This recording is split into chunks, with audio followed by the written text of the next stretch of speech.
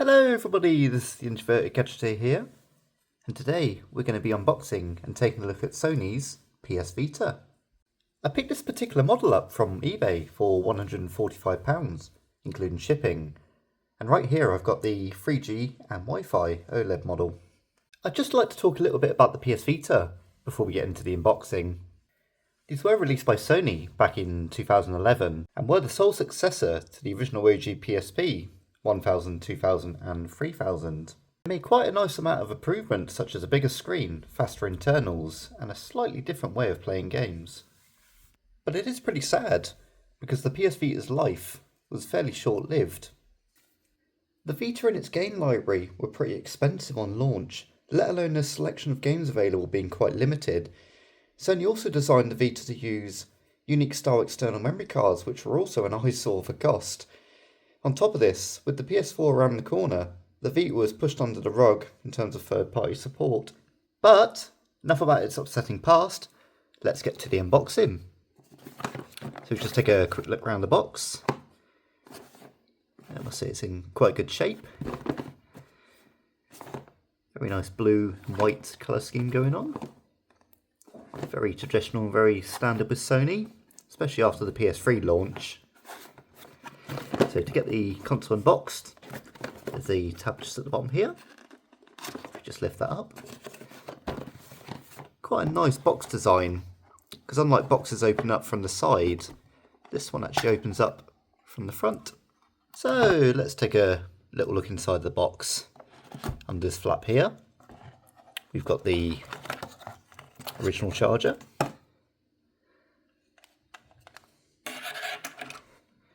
front and centre, the PS Vita itself, which we'll come back to in just a moment, and a pretty nice selection of manuals. And the seller's been good enough to keep all of the AR cards, which is lovely to see.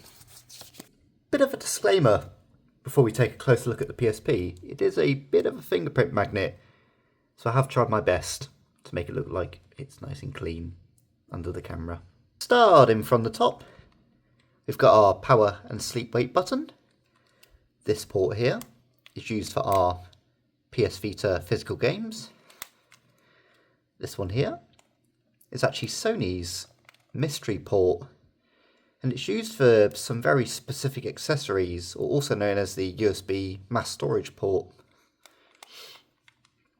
We've got our volume up and down buttons here, our right left triggers, and on the right side, not a whole lot.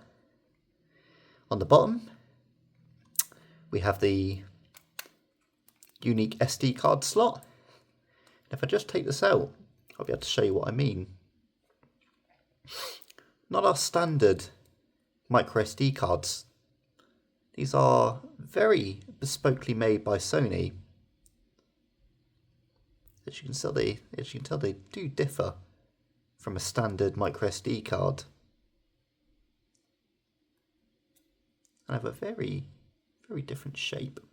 Continuing along, we've got a 3.5mm headphone jack, our standard charge port,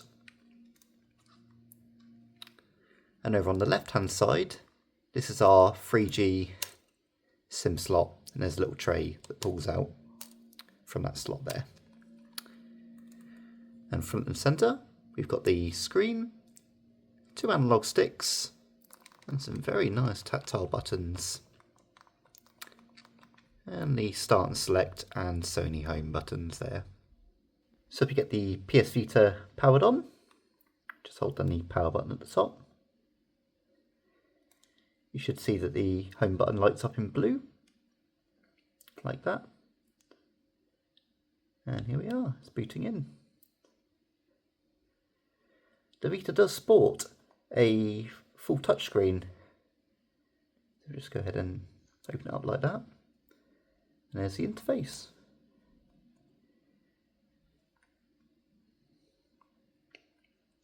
For something that's almost 15 years old, I've got to appreciate that the screen quality looks incredible. And also really like how fluid the interface is.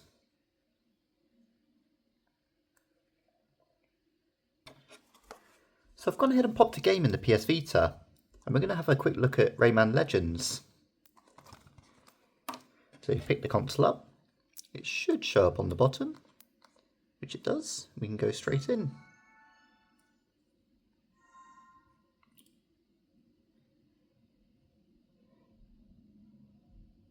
I've got to be honest, I never actually owned a PS Vita as a child, but had a desire to own one.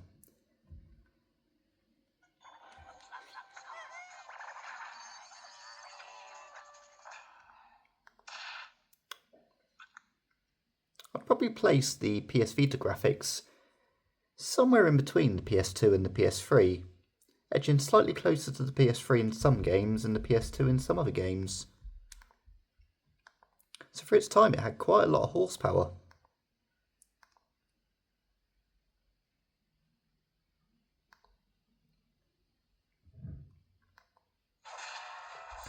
Just hit start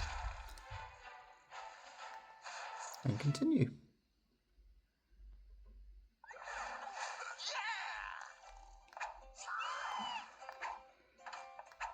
If this isn't taking you back to the first Rayman on the PS1, I don't know what will.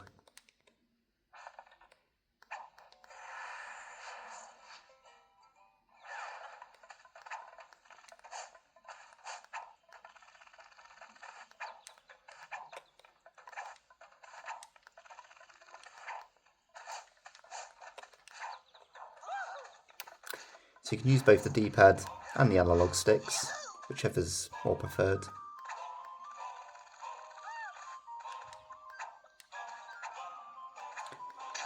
I've got to also appreciate the speaker quality on the PS Vita.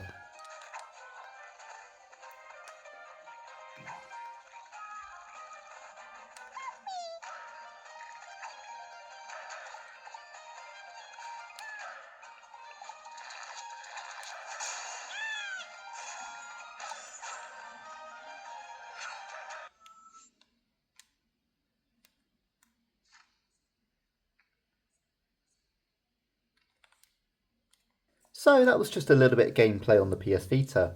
Unboxing and taking a look at consoles like this always makes me a bit giddy, a bit like a kid in a sweet shop.